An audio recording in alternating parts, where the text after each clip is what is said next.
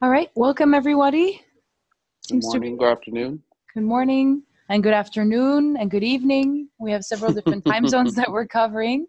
So welcome to all who have joined for this webinar of Improving Practice Working Group of GPPAC, the Global Partnership for the Prevention of Armed Conflict.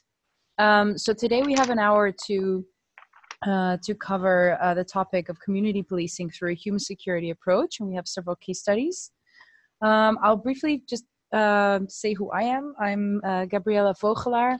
I work at GPPAC since many years now, and I'm coordinating this working group on improving practice, where we have members from different parts of the world who contribute their expertise regarding building and conflict prevention issues. And I'm also the training and capacity building coordinator at GPPAC. So very much related to also how we can improve the knowledge and capacities that we have as a network and others working in this field, and learn from each other as much as possible. So that's kind of in the spirit also this why we organize this webinar. So what I'll do first is I will introduce some of the speakers that we have with us today. First, we have John Rudy, who served as peacemaker in residence for the Elizabethtown College Center for Global Understanding and Peacemaking. And he's a global educator on the topics of peace building, conflict transformation, and nonviolence. He's also senior advisor for human security at the Alliance for Peace Building and a senior fellow at the Social Enterprise Service Group as a subject matter expert in peace building, and he's also a core member of the GPPAC working group on improving practice. So welcome, John. And we also have Jesse Guardiola, who is joining us with expertise on community policing. He's born in the US to immigrant parents and overcame destitution and became the first in his entire family to graduate middle school, high school, and earn 2 science degrees, including a Master's of Science in Teaching, Learning, and Leadership from Oklahoma State University in the US. Jesse is currently the Hispanic Outreach Director of the Tulsa Police Department and president of a nationally recognized consultancy firm. And his research focuses on business development strategies linked to Hispanic behaviorism and successful Hispanic immigrant and first-generation outreach. Welcome, Jesse. Hello, everyone. Hello. And we also have Lucy Nusaibe with us, who will be sharing with us, with her colleagues, about a case study. Lucy is the director of the Middle East Nonviolence and Democracy organization, which is a GPPAC member in Palestine. Welcome, Lucy.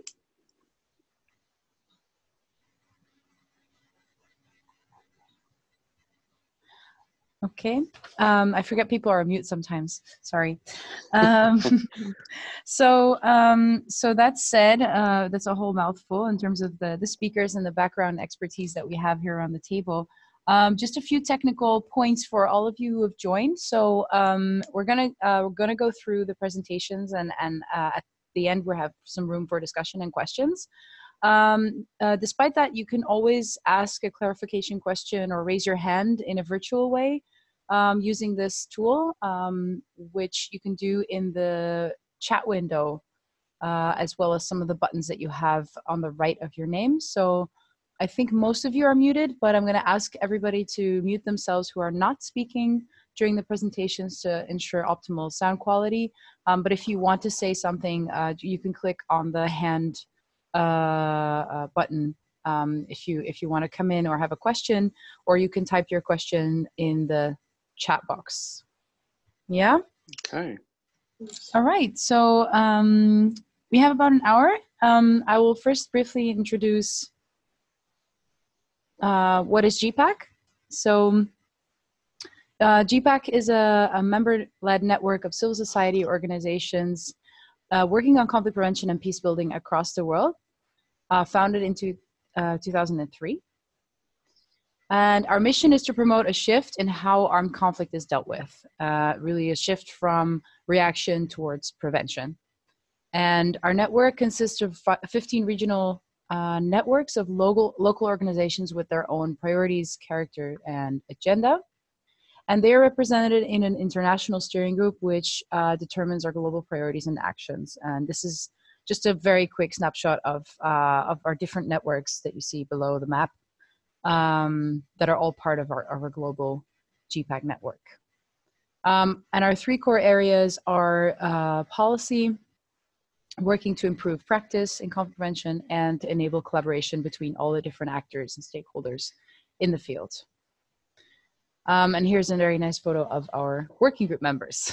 Some of you who have joined us today are actually on this photo. So to get started, I want to hand over to John Rudy. Okay, thank you, Gabriella. So just a brief overview of human security and some of the very necessary components and things to think about when we do think about this idea of community policing. First, the very simple UN definition of human security: freedom from fear, freedom from want, and freedom to live in dignity. And we recognize that in many of the areas of our listeners, the security sector, which we'll be focusing on today, does generate a lot of the fear that exists today. But when we think about want, for example, food insecurity is one of those areas that falls into the want category. And certainly indignity derives from lack of transparency in governance, lack of voice in governance, and local actors not having their own say in decisions made about them. Next slide, please. So there are 5 principles of human security. Can we advance the slide, please? Thank you. So there are 5 main principles of human security, and that is that it's people-centered, not economies, not policies, not borders. Those kinds of things assume sometimes by some of the actors that they're good for people. But if we start with a people-centered approach, we often have different outcomes. It involves all of the issues, all of the 3: fear, want, and dignity. It involves all of the issues that are sometimes locally felt, but not nationally felt, for example. It's not just governance. The 3rd one is multi-sectoral. It's every sector that has a stake in the security of local and regional and national and international security. There are no, in point number 4, it's context specific. So what may work in one area does not always work in another area. And so the approaches have to be locally context specific. And it's prevention oriented. So it's looking ahead. It's not just reactive to the insecurities at present, but it anticipates through analysis and other means what are the possible things that could make a community insecure. Okay, next slide. One of the approaches of GPPAC is to work on multi-stakeholder processes and how to design those. And so there are a number of areas in which those multi-stakeholder processes can focus, all the way from, joint capacity building through analysis, through designing intervention jointly, through implementing some of those strategies for security jointly, and then looking at, so how did we do? That's the monitoring and evaluation part of that. So when we do think about this idea of all voices contributing, of comprehensive, of multi-sectoral, of context-specific, these are some of the areas of coordination that can happen in human security. Since we're focusing on policing today, community policing, if you'll advance the slide, please. I do want to contrast, I want to acknowledge that the security sector is really broad in its most macro sense. It is state and non-state actors. It is governance and oversight and management. It is security and justice providers. Today we'll be focusing on one of those state providers of security, and I would just want to contrast the difference between police and military. And Jesse, when you present, maybe you have some comment on this. But when we think about the scope of these state security providers, the accountability is more local with police. And I've highlighted the Los Angeles Police Department motto, to protect and to serve. And when you compare that to military politics by other means, by Clausewitz, you can see the contrast there. The mandate, enforce the law, protect the borders. Again, very simplified here, but helping us to figure out if military do policing and police do military kinds of work, you can see where insecurities may arise from these these so-called security providers in some contexts. Again, domain, and this is the best case, internal and external. We do know that, for example, National Guards are called in to suppress uprisings on occasion, and that that's where these lines get blurred. And finally, the very simple modality, and again, this is not doing justice to the nuance of each of these institutions. So if you'll advance the slide, please. The last thing that I think for our purposes today is the idea of legitimacy. When an institution, a state institution, does not have legitimacy, it undercuts the ability of that institution to do its job in the best way that it can. And so in terms of human security, one of the questions to ask is, does the local police, excuse me, have legitimacy? We think at GPPAC, and in terms of human security frameworks, that the above mentioned multi-stakeholder kind of the voice that communities bring to deciding these ideas of security are the best way to gain legitimacy. And when that doesn't happen, then there's a loss of legitimacy which undercuts the institution. If you can just advance the last slide. In my presentation, I want to point you out to a free resource that is available on that GPPAC helped to publish.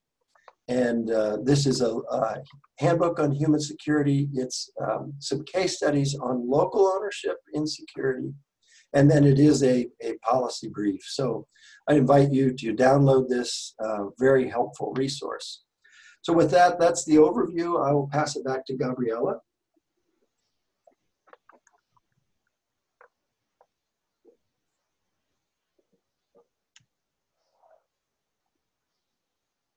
Sorry, I had to unmute myself. Thank you, John, for a very very thorough and very good overview and introduction to the topic, and looking at what human security means in this context and relating to the different types of security sector that we're talking about. I would like to invite Jesse Guardiola to present his case study to us. And Jesse, just let me know when I need to pass on to the next slide. Okay, and just holler at you, say advance, I guess, as we talked about in the past. Okay, well then we'll start with the first slide. And so what I want to do is just, I'm going to basically go over about 5 slides and what police departments in the United States, the state of Oklahoma, and certainly the city of Tulsa are attempting to do in most cases, not all, but in most cases, on community policing. And basically community policing at its essence is relationship building. with the people that we serve, we protect, and we enforce. So it's what we like to say, empowering citizens and officers to work together to make the community safer. So it's both sides having ownership in community policing. It's no longer one-sided, myopic, monolithic look. It is a unity brand that we want, because when you have everybody involved in peace, that's what ultimately we're all working for. That's where you have people buying into that philosophy and then working behind the scenes in their own communities, their own neighborhoods, to continue that peace, to root out evil, root out crime, because it is a unified effort. Next slide, please. Advance. So the first thing that we talk about is building trust and legitimacy. Law enforcement agencies should embrace a guardian mindset instead of a warrior mentality to build trust and legitimacy. What does that look like? Well, over the last decade or so, certainly over the last 5 years, some officers, and again, I'm not generalizing, I'm just saying as far as there are some that feel that they are under attack, that it is now becoming us against them mentality for some police, some agencies across our scope.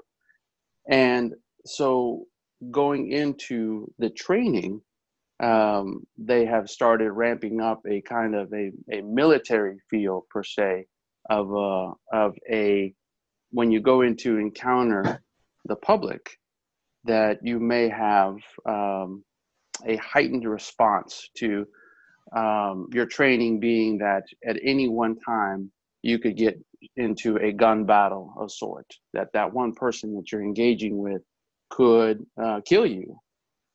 And what ends up happening is that you have these young officers who are trained and molded and who are heightened at every encounter, creates this anxiety with contact with the public, because they're waiting for something to go wrong. And unfortunately, that creates a little bit of hostility, and there is not a rapport building per se, because you're constantly worrying about where that person's hands are, why are they pacing back and forth in an aggressive motion. So that officer is more worried about that than about listening to your problem or building that rapport that is needed to solve whatever issue or the reason the police are involved with that individual. So what we want for our police officers, we have shifted into more of a guardian mindset. So yes, of course, we're going to train you to be a warrior, because there is evil out there, and you have to be able to address it through training. But helping that officer look at the big picture as you're the guardian. You're showing up there as, if you can picture a sheepdog protecting the flock, a sheepdog protecting the animals of the farm.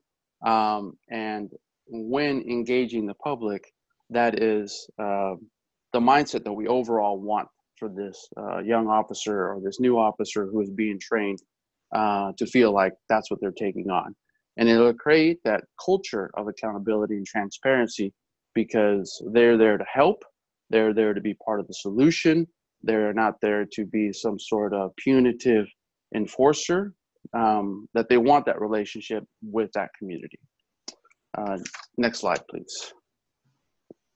Advance.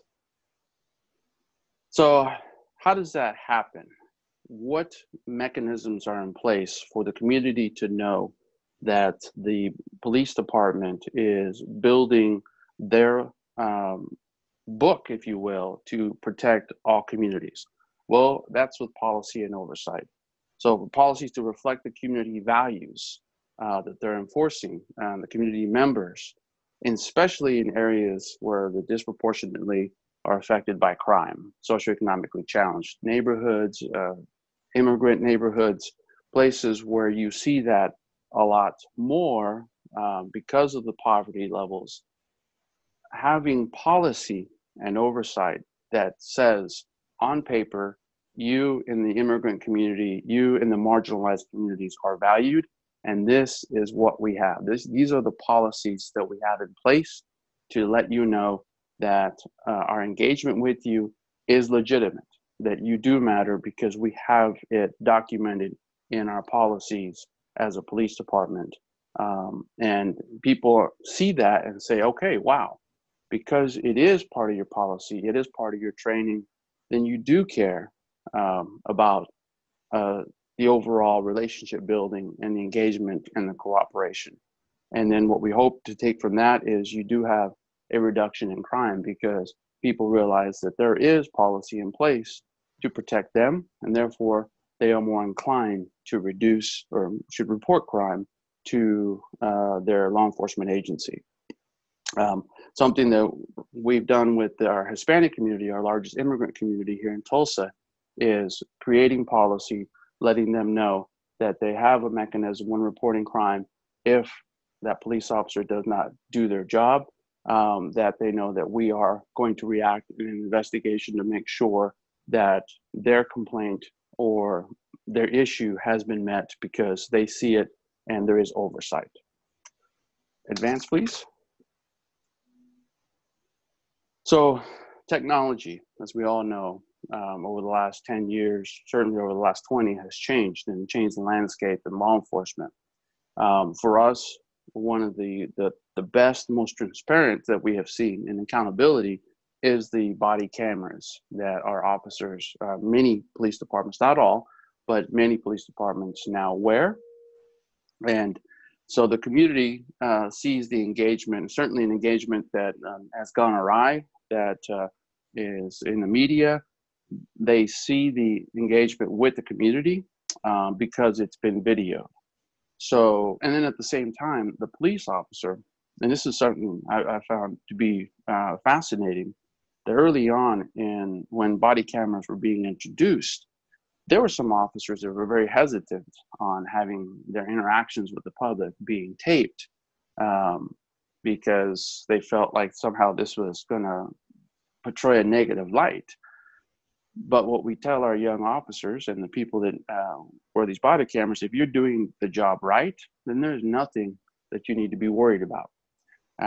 And often what we see in data after data and research after research, that the officer ends up being exonerated more times than not in an engagement where they had been accused of something and then the video shows quite the contrary. So now you have officers who are completely engaged in wanting the body cameras as they go out on patrol, because they know now it's another way for them to feel protected as they go out and do their jobs. And then on the social media side, doing outreach to those marginalized communities, showing up at community functions, at health fairs, things that aren't police related, but you show up there and you let the community know, hey, we're here. We got you on Facebook Live or Instagram or whatever medium of technology you're using in social media, and letting the people know that the Tulsa Police Department or a police department in America is wanting to be a part of your community fair. And we're here to answer any questions, or at the very least, just to relationship build. And this is a great way to build that outreach for those marginalized communities within your area that you enforce, patrol, and work. Next slide, please. Community policing is established as an important guiding philosophy. So people knowing that this is absolutely the essence, the apex of working in patrol, is that I want to relationship build with you. So I go in, I talk to this person. I'll give you a quick story. And we're talking about the immigrant Hispanic community. As I teach my cadets going out about relationship building and just continuing to be present in their community, over time, they realize that your motives are there to protect, your motives are there to be the guardian per se, as opposed to looking for something that they may be doing wrong, or the perception that's why you're there. Well, in this case, the short story, I had a police officer who took the education that we gave him, and he went to a Mexican restaurant. And he absolutely, one, it helped that he loved Mexican food. So he was going there regularly, but his desire was to be present in this restaurant as much as possible so that people continued seeing him. And this was his area, his beat area, if you will, the area that he was assigned to patrol. But he continuously was there at least once a week, if not twice a week. And initially they were hesitant. They were like, why is this police officer in our restaurant? He's always here. To over time, learning people's names, learning the owner's name, the wait staff's name. And what ends up happening is they realize, wow, okay, so he does genuinely want to know who we are. So weeks, months later, a couple of men walked in the restaurant and they saw this officer sitting, eating his lunch. They saw him, they turned around and left. And so the officer thought that was peculiar, but didn't say anything. The owner of the restaurant walks over to him and tells him, these two gentlemen have been selling narcotics, drugs, 2 blocks over behind a warehouse. Well, that kind of information that he got wouldn't have happened if he didn't build rapport, if he didn't be present and co-produce that public safety, because now that owner felt safe and knew that he was there for the real reasons. Then that was to protect. And then over time, he was given information, intelligence that helped basically reduce crime in that neighborhood. Next slide, please. So training and education. So the scope of responsibilities, as we all know, has broadened, as we talked about, the necessities and in addressing in that training, things that now have even, we weren't thinking about 25 years ago, like international terrorism. And then of course, now with the rising immigration that we're dealing with here in the US. And then you have something else that really has just blown up, and that's the mental health crisis over the last 10 years because of either funding, lack of funding, or just different norms that have shifted. What I can say about the mental health crisis, officers, young officers, when they sign up to be in this type of career, and they choose this type of career, they understand that going into this career, you're going to be dealing with evil at some point, and you're training for it, and you're learning to adapt to people that maybe have a weapon, or people that, but you're just training to address that. The thing about the mental health issue that keeps officers up at night is that the type of interaction, negative interaction with the community that you never see coming. A good example is police officers sitting in a convenience store or getting a cup of coffee, and somebody who's dealing with mental illness decides, I'm going to kill a police officer today, and walks up to that officer and shoots him in the back of the head, and he never saw it coming. Or in the case of the 5 officers that were killed in Dallas, they never saw that coming. And so those are the types of things that officers really struggle with, because now they're at a heightened level when they're sitting at an intersection or when they're in a massive public setting. They're looking for that person, and not necessarily the person that may be committing a crime, but also looking for that person that may try to sneak up on them and do the unthinkable. So this has really kind of changed the landscape for people doing this type of job. And then the rising immigration debate that we see on the national media. You have different factions who are trying to pull in local law enforcement to be immigrations, customs, and enforcement. And you have chiefs from all over the country who have said, no, we're not getting involved in that. That is not our issue. We understand that if we get involved in immigration, we basically, in a sense, destroy any community policing with our immigrant communities. Because they're not going to report crime. They're going to keep their distance. And then criminals know that they can hide amongst them, because the immigrant community, being law abiding, still are not going to report crime because they're terrified that the police officer is xenophobic or cares more about their immigration status than about the crime that is being committed. So being able to train our officers now with cultural intelligence, insight into how to police immigrant communities has helped a lot, because it intrinsically builds in compassion. And we all know that outreach is predicated on compassion. And maybe we can find different solutions in working with different communities that we police, patrol, and live amongst. So that is basically it, and what I wanted to share with you. And I look forward to any questions that I can answer. Thank you. Thank you, Jesse. Thank you very much for that. I think this just goes to show the examples that you gave and the points that you raise, and how valuable it is when experts like you come in and have these examples to share with us. Thank you. So that was excellent. I would like to hand over straight away to Lucy Nusebe. Hi from Izariyya in West Bank, where we are having difficulties with having a stable internet connection. So I hope you continue to hear us.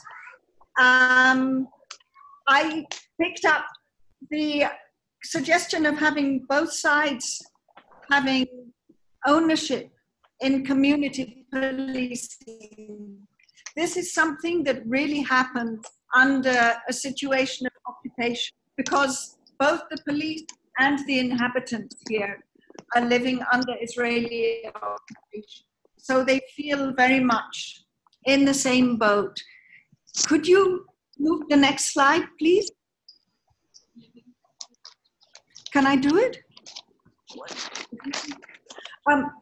We took this photograph this morning at the entrance to the village of Izariyya, or Bethany, where we are, just to show you how some people perceive living in this area.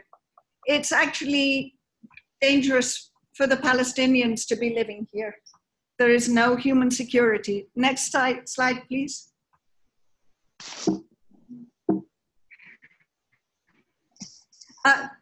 We will talk about a project which we implemented in this village for 3 years, linked with women from Iraq also.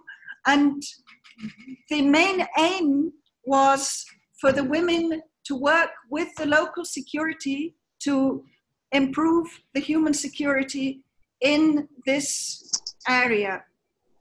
And it involved a multi-stakeholder approach from different groups of women, from media, to work directly with the police and raise awareness about the need for women to be more involved in local security.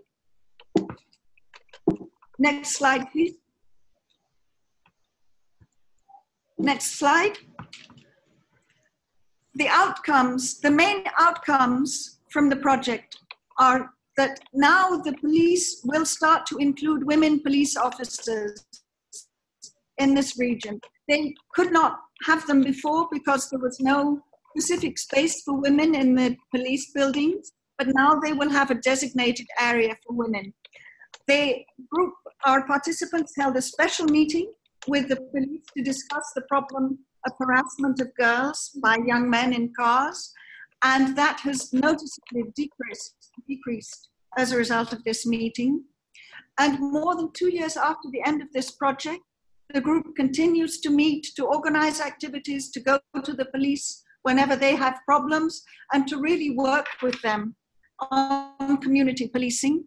And 2 of the participants ran last time there were local elections, but then the local elections got cancelled, but they will be running next time. So they have really become empowered at every level locally.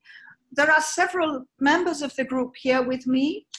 We have Jumana, Amani, Riham, and Mahran, and also intern Hannah, who has helped with making this. And they will be answering questions later on. Next slide, please. Next slide.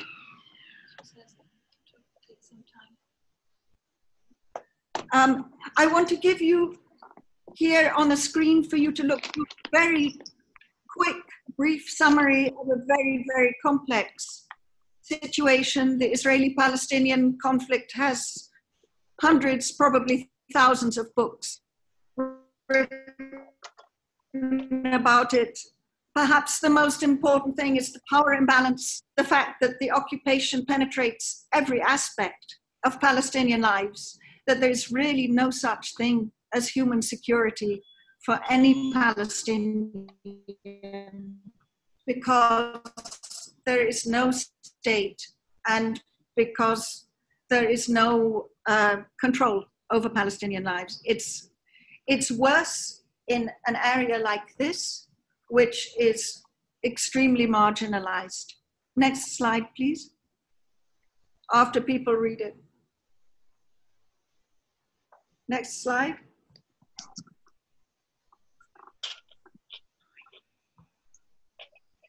Okay.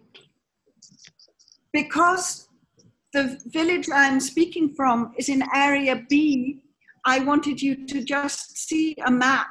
In fact, there's another map after this, to see what the region looks like, how it has been divided up into different regions with different degrees of control by the Palestinians and different degrees by the Israelis in what is land that has been occupied since 1967. As you can see, the bulk is still under Israeli control, which is joint control between Israel and the Palestinians, which amounts effectively to no control at all. Next slide, please, after you've had a look at this.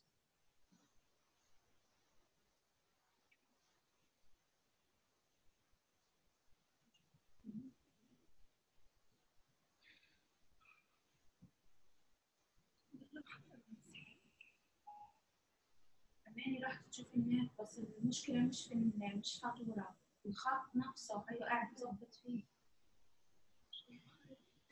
Can you see the slide, Lucy?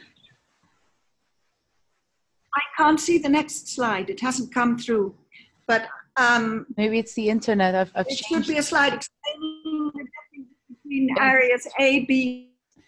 Yes, that one with the different areas. At least it's showing on my screen. I'm not sure for others. It's showing on my screen. Showing. Yeah, it's showing on my screen. Okay, then it's probably the internet connection on your end, maybe, Lucy. But it is showing for others. So if you have the slide also somewhere else, you can proceed in presenting. Thanks, Gabriella. Now they're working apparently on the internet near here. It's weak in the West Bank anyway, another of the many problems people deal with here. This just lists the different areas of control and explains that this Bethany, Izariyya, where we are, is on the edge of Jerusalem in an area with effectively no security and cut off from Jerusalem, which used to be its focus. Next slide, please. If you can go fairly quickly through them, I'll just talk through if you can keep moving.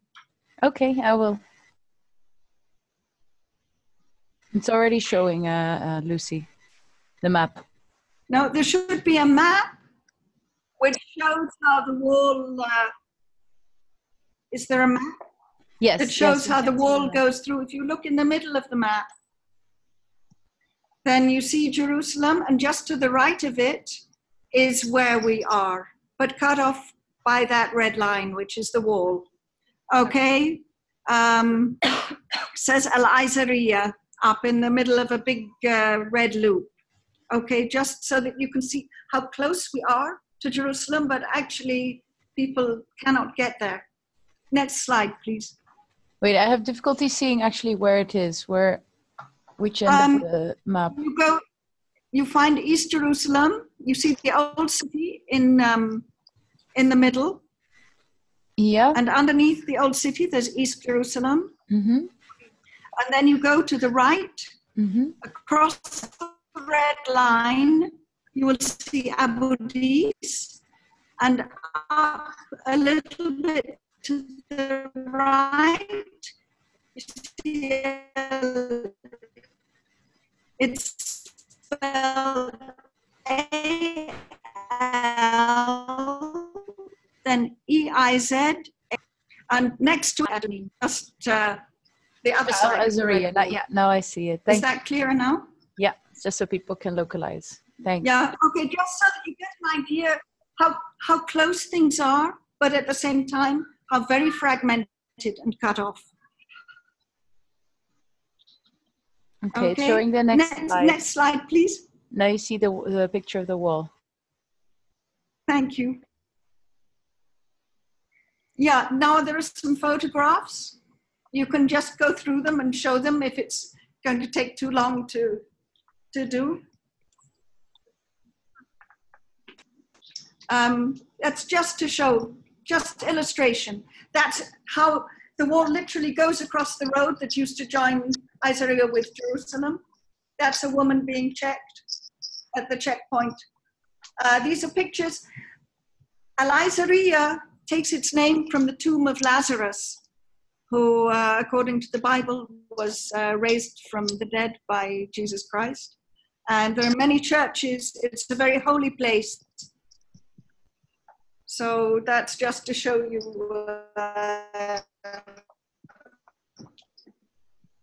what a historic place we're in, as well as a place that suffers from lack of security. Next slide, please.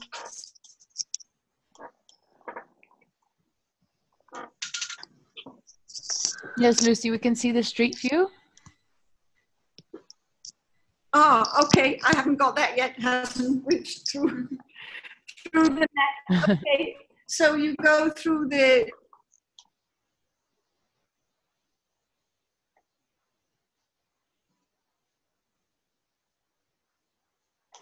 Not sure whether we've lost you now, Lucy, on the sound.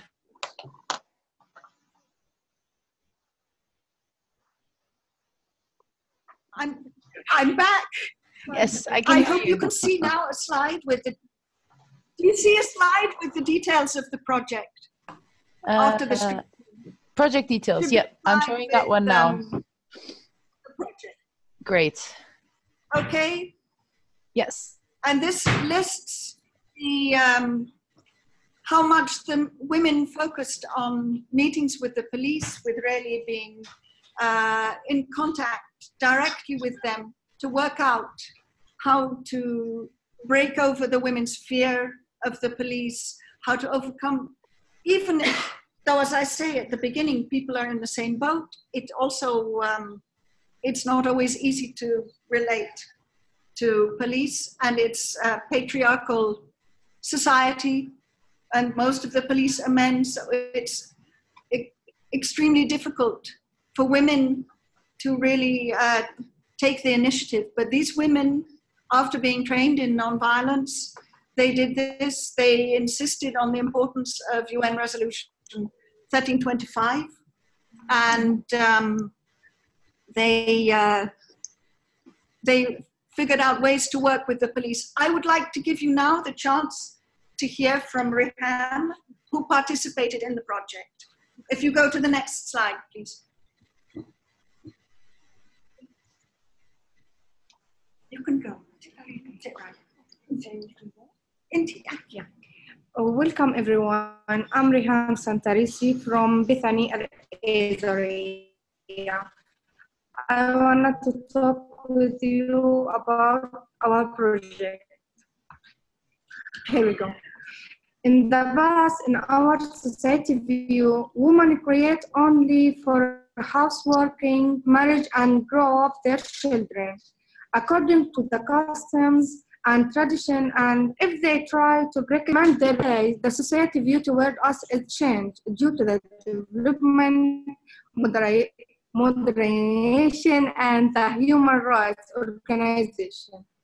We, as Women Union, sponsored by Democratic Foundation and the Women and Non-Violence Association run by Mrs. Yaqub Urjoub, in cooperation with Charity Jerusalem Gate Association, supervising administration Mrs. Sahar Nasrallah, were able to change this view toward women and their role in society by many activities we have done.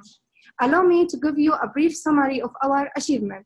The first thing we do is visits to the council and the partner organization in Bethlehem and Jerusalem. Also visit to police station in Awadis and Bethlehem to discuss the security and safety and phenomena of violence in society, especially for women, and how we can do effective in it. Also visit to mothers of prisoners, supporting them psychologically and morally. Delivering speeches about violence against women and the CEDAW agreement and the Security Council resolution number 3025. Moreover, participation in Bisan Radio identify about us, the MAN group, and the value of our activity we have done. In addition, participation to talk about the domestic violence and its effect with Mr. Omar Urjoub. We had meetings with other partner organizations such as Al-Nahda, Ru'ya, Jerusalem Gate, and Women and Non-Violence Association, talking about culture of non-violence against women and children.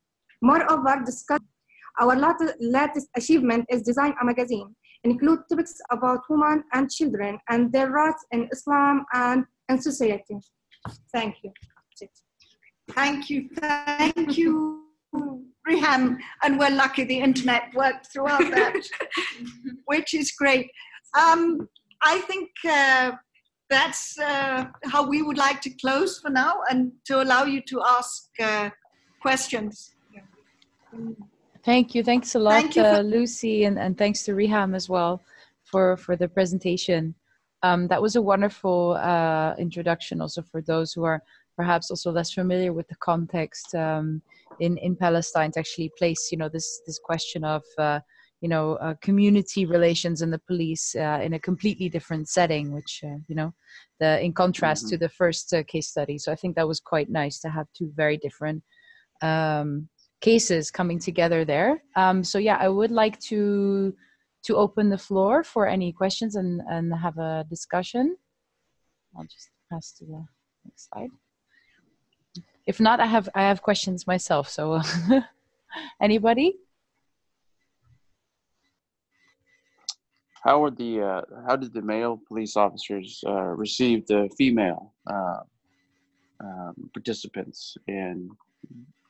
As they get more involved, are they more willing? Or is this something that they see that they need to accept because this is about the greater good, or is there still a struggle there?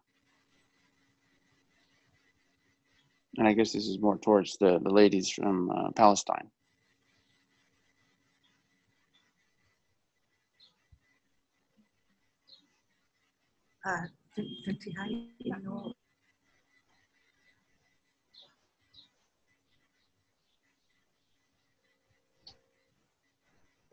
Lucy?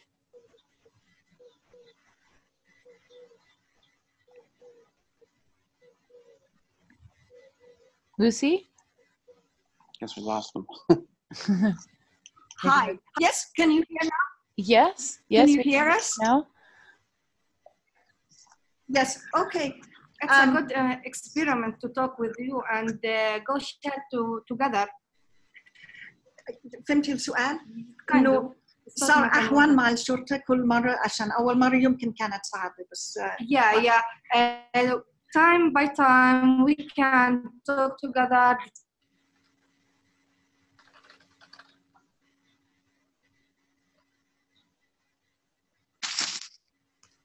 Sound dropped, I think.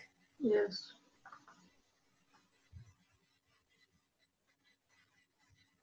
We can't hear you now. Okay, quick answer to that. It got easier. on with it, and then it got easier before. Yeah, and now they are working on to open a police station for women and try to include us in society and to come effective at society and become I don't know إيش؟ راحت لا ما راحت هاي هتسمع. سوري هلا اوكي انه هلا رح يفتحوا مركز الشرطه يجي ان شاء الله رح يدخلوا النساء ويصير احنا نكون فعال اكثر. Once as soon as the women's part opens in the new police station, they're looking forward to becoming much more involved and engaged and really reaching to work much more on community policing with all the women in the community, not just with their group. Familiar with the idea That everyone now is learning this idea and coming on board with it. Thank you. It's great. Thanks so much. I have also several questions coming in on the chat box. I'll ask Salma first to pose her question. Yeah, hi. Thanks, Gabriela, and thanks all. Maybe speak up a little bit. It's pulling away sometimes. Hello. Thanks. Hi. Can you hear me? Yes, we can hear you. It's a bit far away. Just get close to the mic, maybe. Hello. Is that clearer now? Yes. Thank you. Okay. Thanks. Yeah. Thanks to all three speakers and the girls from Palestine. Very interesting to hear both the theoretical and the practical aspects. My question is to Lucy and her project staff in Palestine. I'm very curious and keen to know about the security of the staff themselves and others who are working on security issues in terms of their movements and also the concerns from maybe family members. Are there any reservations? Is it difficult to do the work they're doing? And do they seek or have any kind of protection for themselves when they try to protect others? So essentially, who protects those who are trying to protect others? Thank you. Thanks, Salma. Lucy? Yes, I'm. Apparently, it wasn't easy. Yes. So thank you for your question, Salma. But we fight and go on. It's not easy at all, but we fight and we go on. We have an idea and target we want to go through and win. We want to be an effective person in our society. We want to change this view toward us. We don't create only for working at house or marriage and this bad thing. We can do everything. We as a man, we can share them and we can be able to take them place if anything happened to them. We can do. We are women and we are strong enough to be anything we want. Thank you. Excellent. Thanks so much for that. Very inspiring response. Amanda also had some questions. I'll pose them here for her. She's asking also for the colleagues from Palestine, what's the current state of the training of police officers? Are they also made aware during their training of kind of human security or harmful gender norms? And were you able to do this through the project?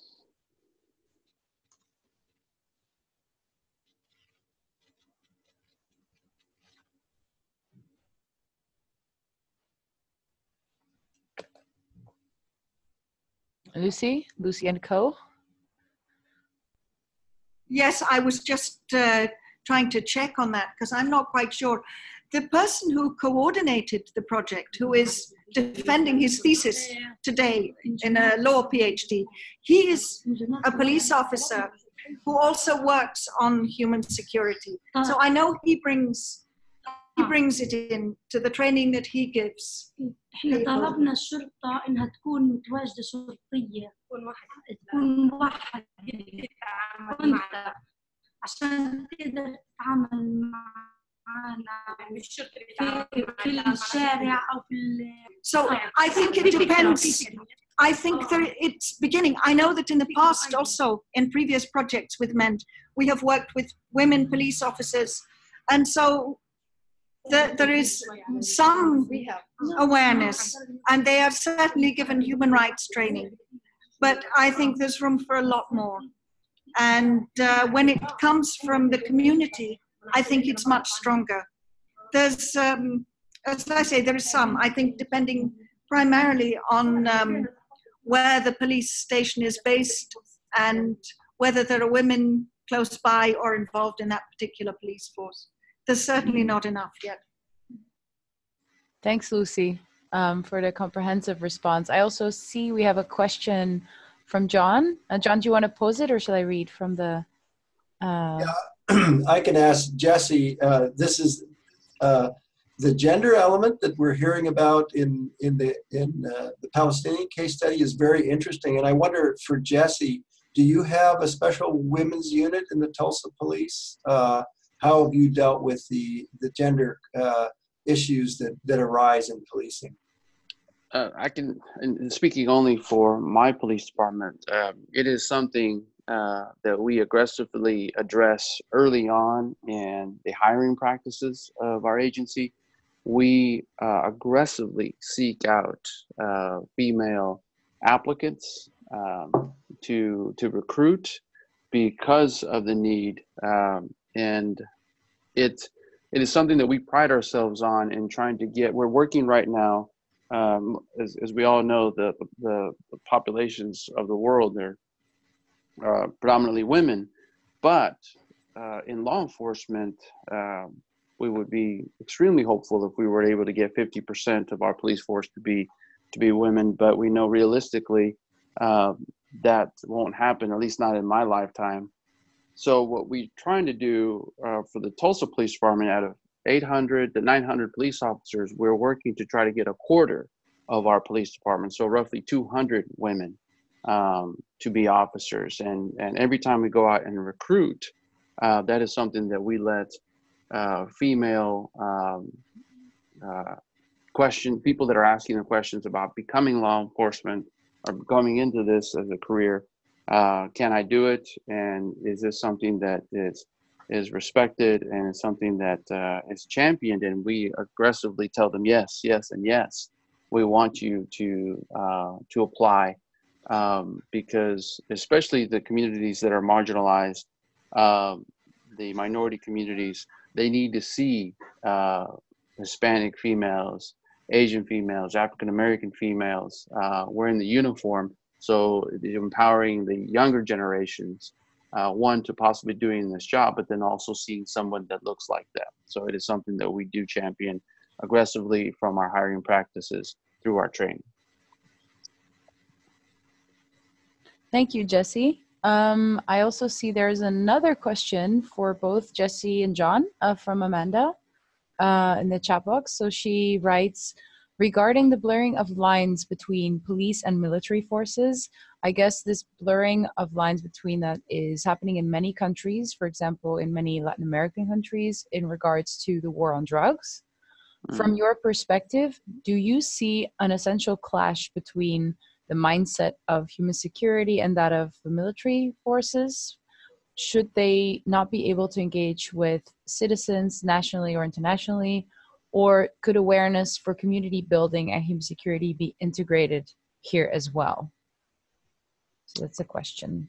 You may go first, John, or do you want to? Yeah, go ahead, Jesse. Well, that is a concern of mine, is if we get into the mindset of us against them or an occupying force, that we lose our compassion, if you will, because we feel that going into these neighborhoods these communities that we feel like we need to be on guard because we are under attack. And historically, you have heard people in the military, and I've heard it from some of my colleagues that were in the Marine Corps, in the Army, that especially in the Marine Corps, that they were trained specifically to take over an area by force. And once they took over that area, the biggest issues and lack of training for them is how do you police these communities that you're now overseeing, have overtaken, and you are that occupying force. So therefore, they would struggle in relationship building because they didn't feel like that was part of their job. And I think more and more from a military standpoint, we're shifting away from that and helping in the training to help them learn how to relationship build, because that's, again, community policing at its essence is relationship building with the people you're policing and working around. So for us, it's telling our applicants, especially the men and women who come from the military that come to the Tulsa Police Department, that we want you to shift from that mindset and understand that you're supposed to be the person that they come to when evil is in their background, if you will, or they're dealing with something that police need to get involved. They're coming to you, and if they don't feel like they can talk to you because they feel that there is this hypothetical wall in front because you carry yourself in a way that you're just there to keep the peace and you're not there to solve their issues, it poses a problem long term. So it goes back to training and letting them understand that we are not a military force. We are a human security force, and reemphasizing human security, no matter where they come from, no matter what socioeconomic position they hold, that they are someone that we value and that we want to continue to protect. And as our badge says, justice for all. Yeah, so very much not, us versus them. Very clear response there. John, do you have anything to add? Well, I think this is the key question, Amanda, and thanks for raising that. It is of concern when these lines between policing and the military and their roles are blurred. In the U.S., all of the hardware that were used in our wars coming back to our police forces is of grave concern. And I think, as Jesse highlighted, many of the police officers have served in the military. And so they do come with that mindset, which often contrasts very much to the concepts of community policing. One of the major problems in one of our situations here in Ferguson was police officers from outside the community kind of doing this occupation, and the community responding and reacting to that. So the best of community policing is people from inside the community who come up, who understand the community, and come up through the ranks of the police force so that they are known. And I think Jesse's example of the officer who just endeared himself to the community by going to the restaurant, enjoying the food, and building relationships. Jesse started with relationships and ownership, and that is key to community policing. And I do think that these roles with the military, this is why we're doing the Human Security Handbook. This is why GPPAC is really focusing on human security, because as civilians, we are in many of our locations interacting with the military and the police forces. And as we bring the concerns and the framework of human security, I think it helps to shift the attitudes. It helps to build the legitimacy through the multi-stakeholder processes that will result in greater human security. The example from Palestine, thank you for bringing that, Lucy, and all of the others in the room there, in the work you're doing, providing this example of promoting, the gender specific, the gender sensitive, but also in the larger sense, the human security in places where there's a huge insecurity. So this is the work of GPPAC. This is why we're focusing on human security, and I think I'm quite excited by what I've heard today from both case studies. Thanks, John. Yeah, same here. I'm actually very happy that we got this combination of these two case studies that I think have, in terms of context, are completely, in a way, at times contrasting, but at the same time cover the same thematics and the same sort of questions. And especially what struck me is the emphasis on the intangible aspects of doing this work, like trust building and relationship building, which are, we all know those are key, but they just keep on coming back. And especially in a context like Palestine is very much sort of lacking at the basis. So there's a lot of work to do there. If just looking at the time, could I ask John maybe to wrap up, just to close with a few comments?